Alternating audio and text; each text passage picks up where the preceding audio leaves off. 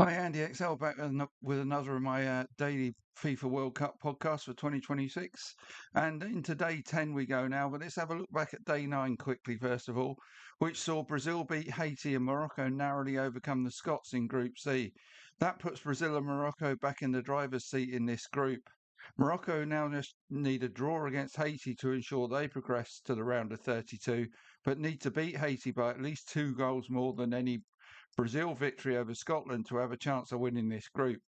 Brazil meet Scotland last, like Morocco, just needing a draw to progress.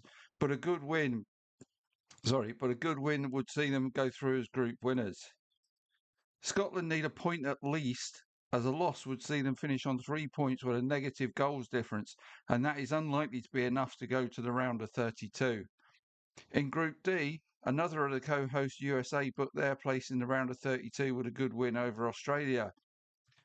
The Aussies now sit second in the group on goal difference from Paraguay, whose defeat of Turkey has ended the Turks' World Cup hopes after just 2 games.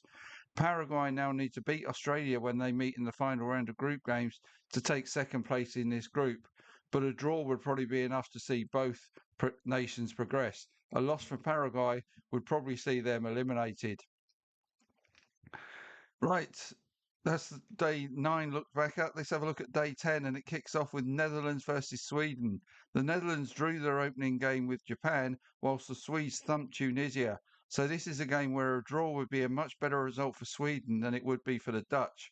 But Sweden are much better as an attacking unit than in defence, so they are not suited to playing for draws.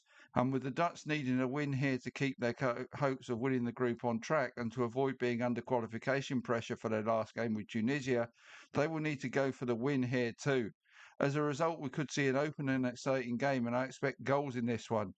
But I'm going to take the Dutch, who may just have enough to get the win they need here, and I'll take them to win a 5 goal thriller by 3 goals to 2.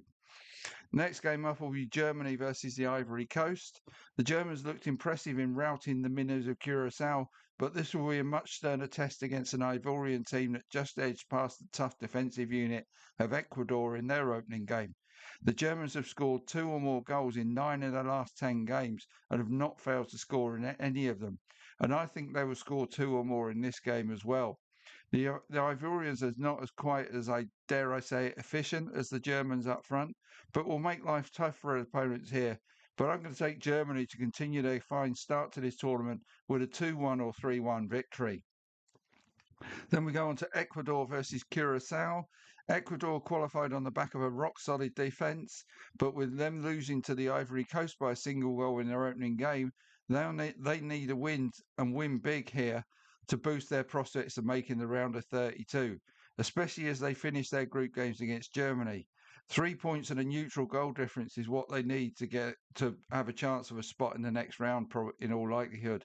So for me, they have to win this by at least 3 or 4 nil. And that is about what they will do, in my view. Curacao were heroic in their first game, as particularly, you know, well, they weren't heroic. I'm getting them mixed up with Cape Verde.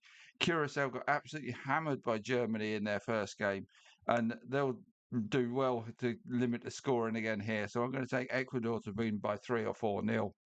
The final game of the day will be Tunisia versus Japan. A meritorious draw with the Dutch leaves Japan needing a win against the weakest team in the group here, or what looks like the weakest team. And they've been pretty reliable in terms of besting teams that do not rank amongst the best in the world. Tunisia are in must not lose territory here and will look to keep it tight and hope they can nick a win. But I still think Japan are a pretty good team and will have too much for the Tunisians here to run out comfortable 2-0 winners. So that's how I see day 10.